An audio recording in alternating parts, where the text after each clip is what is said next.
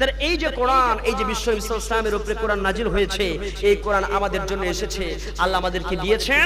আর এই কোরআনকেই কোরআনের শিক্ষা দিয়েছেন যে নির্যাতন আসবে, কষ্ট আসবে, হামলা আসবে, মামলা আসবে, জেল জুলুম আসবে, কিন্তু ভয় পাওয়া যাবে। কথা বলেন, যাবে। আল্লাহ রাব্বুল আলামিন সে কথাটা সুন্দর করে জানিয়ে দিলেন, আহাসিবান নাসু আইয়ুতরাকু আইয়াকুলু আমান্না ওয়া হুম লা ইফতানুন। আল্লাহু আকবার বলেন। আহাসিবান নাস, মানুষকে এটা মনে করে নিয়েছে আইয়াকুলু আমান্না, ঈমান এনেছি, এই কথা বললেই তাকে মুক্ত করে দেওয়া হবে, এই কথা বললে শেষ হয়ে যাবে। ওহুম লা ইফতানুন, তাকে পরীক্ষা করা হবে না। ওয়ালাকাদ ফাতান্নাল্লাযীনা মিন ক্বাবলিহিম, অথচ তোমাদের পূর্ববর্তী যারা, তাদেরকেও পরীক্ষা করা হয়েছে। এই কালেমার দাবিতে কারা সত্যবাদী আর কারা মিথ্যাবাদী, কারা পাক্কা ঈমানদার, কারা মুনাফিক, এটাকে জাস্টিফাই করার জন্য আল্লাহ রাব্বুল আলামিন অবশ্যই পরীক্ষা করবেন, যেমন পরীক্ষা করেছেন আমাদের পূর্ববর্তী জাতিদেরকেও। জোরে বলেন ঠিক কিনা? এই কালেমা মানবে যারা, এই কালেমা স্বীকৃতি দেবে যারা, তাদের উপরে কষ্ট আসবে। এটা নতুন কথা নয়, অনেক পুরাতন কথা। যেখানে ছিল আদম, আদম দুনিয়াতে এসেছেন, আদমের পেছনে ছিল শয়তান। যখন দুনিয়াতে ইব্রাহিম, তখন ছিল নমরুদ। যখন দুনিয়াতে মুসা আলাইহিস সালাতু আসলাম, তখন দুনিয়ার জিন্দেগিতে আছে হযরতে দুনিয়াতে মুসা এসেছেন। আর মুসার পেছনে একজন শয়তান ছিল, তার নাম হচ্ছে ফেরাউন। কথা বল ঠিক কিনা? ফেরাউন ষড়যন্ত্র করলো মুসাকে মেরে ফেলবে। আল্লাহর নবী মুসা এক পাশে দাঁড়িয়ে আছে, ফেরাউন এক পাশে দাঁড়িয়ে আছে। ৮০ হাত লম্বা, ফেরাউনের কথা একটু মনে হলে খেয়াল করেন, ৮০ হাত লম্বা একটা চেয়ারের মধ্যে বসে আছে। ৮০,০০০ জাদুকরদের এক পাশে দাঁড়িয়ে দাঁড় করিয়ে দিল। ও মুসা, তোমার বলে এত শক্তি আছে, দেখি কত পাওয়ার, কত শক্তি, আমার শক্তিটাকে একটু দুনিয়া থেকে বিদায় করে দাও, দেখি কেমন পারো। ৮০,০০০ সৈন্য জাদুকর তাদের জাদু দিয়ে বাঘ বানায়, ভাল্লুক বানালো, বড় বড় সাপ বানিয়ে দিয়েছে। আল্লাহ মুসাকে বললেন, মুসা রে, তোমার হাতে কি আছে? বলে মুসা বলছে, আমার হাতে লাঠি, জমিনে ফালায়া দাও। জমিনে যখন লাঠি ফালা দিয়েছে, আল্লাহ রাব্বুল আলামিন মুসার সেই লাঠিটাকে ১ মাইল ২ মাইল নয়, ২২ মাইল লম্বা একটা সাপ বানায় দিয়েছে। জোরে করে আল্লাহু আকবার। ২২ মাইল লম্বা যখন সাপ হয়ে গেছে, সেই সাপটা একবার, সাপটার নিচের ঠোঁটটা জমিনে, আর উপরের ঠোঁটটা হচ্ছে ৮০ হাত উপরে। জোরে কথা বলেন, কয় হাত? ৮০ হাত উপরে যখন সাপের ঠোঁটটা আছে, একবার শুধু সাপ বলেছে, নিঃশ্বাস নিয়েছে একবার সাপ যখন নিঃশ্বাস নিয়েছে, ফেরাউনের ৮০,০০০ যত জাদু ছিল, জাদুকরদের যত জাদু, বাঘ ভাল্লুক সাপ, সব সাপের পেটের মধ্যে ঢুকে গেছে। বলেন আল্লাহু আকবার। তাফসীরে সাবির মধ্যে এসেছে, সব যখন জাদুর পেটের মধ্যে ঢুকে গেছে, ফেরাউন চিন্তা করতেছে, সাপ তখন বলে হাল মিম মাজিদ, আরো কি কিছু আছে? ফেরাউন তখন চিন্তা করে, হাইরে জাদুকররা ভাবে, হাইরে ৮০,০০০ জাদু যেই সাপে খেয়ে ফেলে, যেই জাদু ফেরাউন হযরতে মুসার খেয়ে ফেলেছে, মুসা যেভাবে জাদু দেখাইছে, আসলে এইটা কোনো জাদু না, এইটা হয়তো জাদুর বাবা অথবা দাদা। এ কথা কোন ঠিক না? যেমনি মুসা আলাইহিস সালাতু ওয়াস সালামের সাপটা ফেরাউনের সিংহাসন ৮০ হাত উপরে এগিয়ে এসেছে, নিচের ঠোঁটটা লেগে দিয়েছে ফেরাউনের সেই সিংহাসনের নিচে, আর উপরের ঠোঁটটা আছে ওই ৮০ হাত উপরে, মাঝখানে আছে ফেরাউন। ফেরাউন যখন ভয় পেয়ে গেছে, ফেরাউনের দিকে তেড়ে এসেছে, তেড়ে যখন সাপটা এসেছে, ফেরাউন তখন ওই সিংহাসন থেকে লাফ দিয়ে নেমেছে, লাফায়া লাফায়া দৌড়ায় দৌড়ায় যখন রওনা দিয়েছে, এদিকে যখন দৌড়ায় যায়, ফেরাউনের পেছনে সাপটাও যায়। পালারে পালা, জলদি পালা, নইলে তোদের গলে জুতার মালা। এ কথা বল ঠিক না?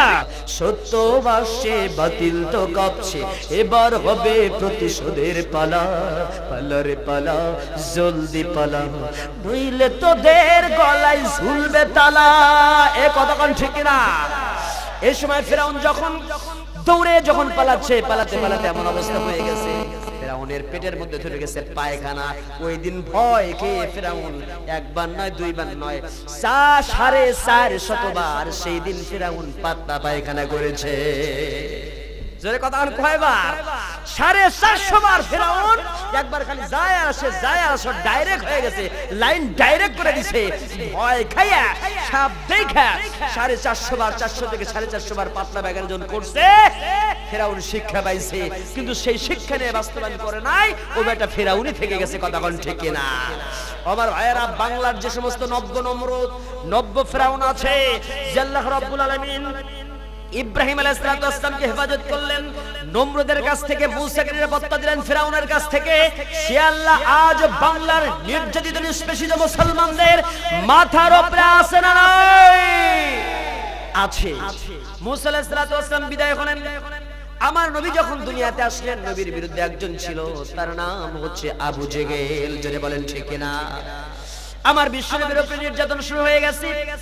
আমার নবীজিকে নির্যাতন করছে এমন করে আল্লাহর নবী জনাবে মুহাম্মদ রাসূলুল্লাহ সাল্লাল্লাহু আলাইহি ওয়াসাল্লাম, আমার নবীজি এই কোরআনের দাওয়াত যখন মক্কার কাফেরদেরকে দিলেন, ও কাফেররা শুনে রাখো, তোমরা যে লাত মানাত উজ্জা বলে সরস্বতীর পূজা করো, সেই পূজা তোমরা কইরো না।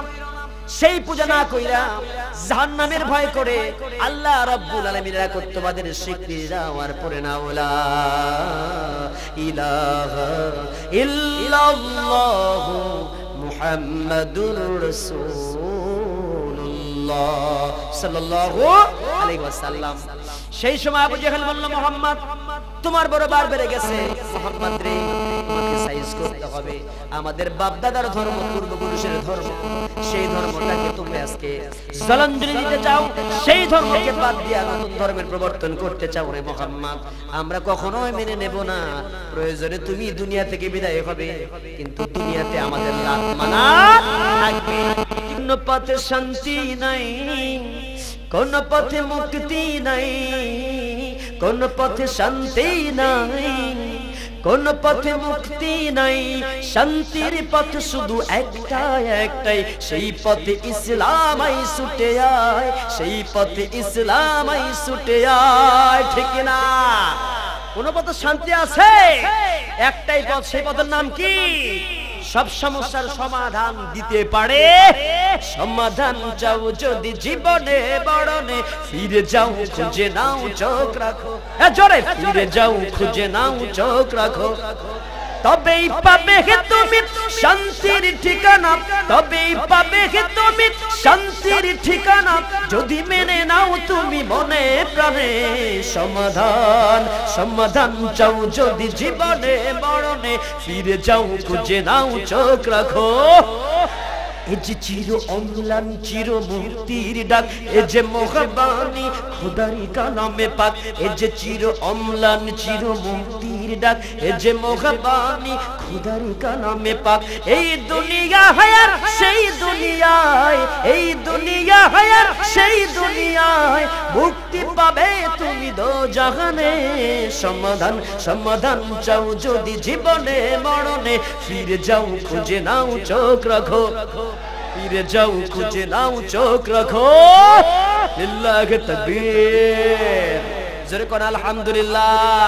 প্রতিপালকের পক্ষ থেকে জানাজিল করা হয়েছে, মানুষের কাছে পৌঁছায় দেন।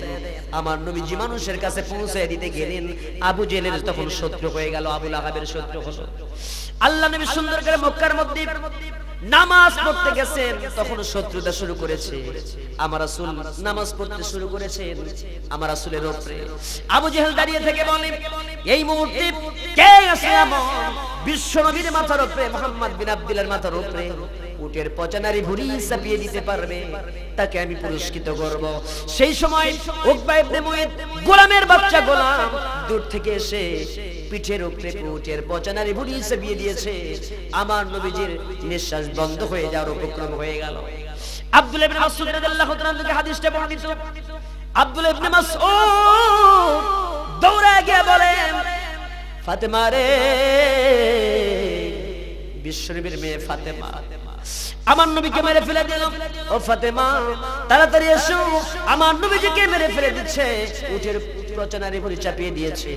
রাসূলের কাছে যখন ফাতেমা চলে এসেছেন, উটের পচা নারী ভুঁড়িগুলো যখন দূরে ফেলায় দিয়েছেন, সেই সময় বিশ্বনবী আমার নিঃশ্বাস ফেলে পাওয়ার পরে নবীজি বলতেছেন, ও মক্কার কাফেররা, আমি তোদের কোনোদিন কোনো গাল বন্ধ করি নাই, কোনোদিন তোদের বিরুদ্ধে কোনো কথা বলি নাই।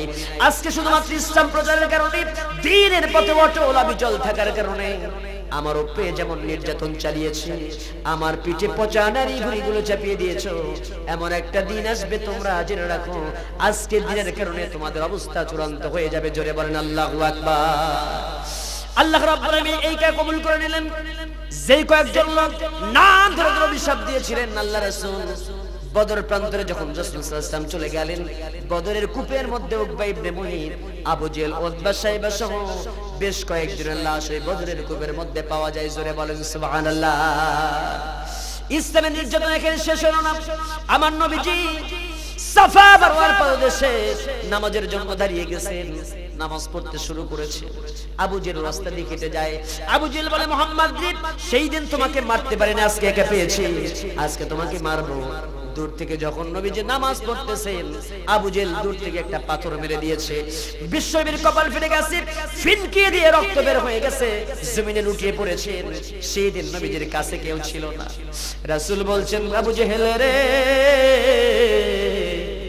আমাকে তুই মারলি, আমার বাবা নাই রে, আমার মা নাই, আমার খাদিজা দুনিয়াতে বেঁচে নাই। সেই সময় নবীজির কেউ বেঁচে ছিল না, আপনজন বলতে কেউ নাই। একজন মাত্র রক্তের সম্পর্কের আবু চাচা ছিলেন, যিনি বেঁচে ছিলেন, আমির হামজা। আমির হামজাও সেদিন মক্কায় নাই, মক্কা থেকে দূরে চলে গেছেন হরিণ শিকার করতে। হরিণকে যখন ধনুক দিয়ে তীর মারবে, তীরটা মারার সঙ্গে সঙ্গে হরিণ থমকে দাঁড়িয়ে যায়, চক্ষু বেয়ে দরদর করে পানি পড়ে, আর বলে, আমির হামজা রে, ও নবীজির চাচা আমির হামজা, তোমার কয়টা হরিণ লাগবে রে? আমরা বনের সমস্ত হরিণ বিকেল বেলা তোমার বাড়িতে চলে যাব। আমার নবীজি ওই কাবার পাশে সাফা মারওয়ার পাদদেশে পড়ে আছে। এই মুহূর্তে দ্রুত চলে যাও, আমার বিশ্ব নবীকে তুমি সিকিউরিটি দিয়ে দাও, আমরা বনের হরিণ সব তোমার বাড়িতে চলে যাব। বলেন সুবহানাল্লাহ। আমির হামজা সেই দিন বুঝতে বাকি নাই, বনের হরিণ যেই নবীর স্বীকৃতি দেয়, লা শাক্কা ফিহি, কোনো সন্দেহের অবকাশ নাই।